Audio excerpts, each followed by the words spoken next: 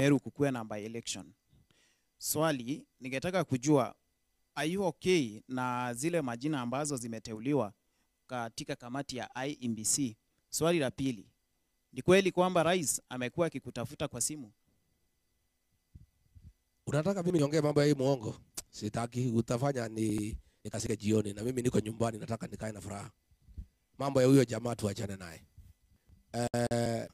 Si huyu Kadhuri anapigania kuwa waziri, na shida apewe, turudi kwa kiwanja, there is no problem. Kwanza mimi nafurahia kwa sababu hii Meru haina mwakilishi katika Senate.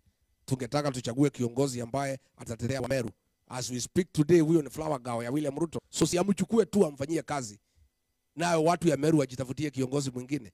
Kwa hivyo wakipewa, mimi nitafurahi kwa sababu tutapata nafasi ya kutafuta seneta hapa Meru ambaye anaweza kusaidia watu ya Meru.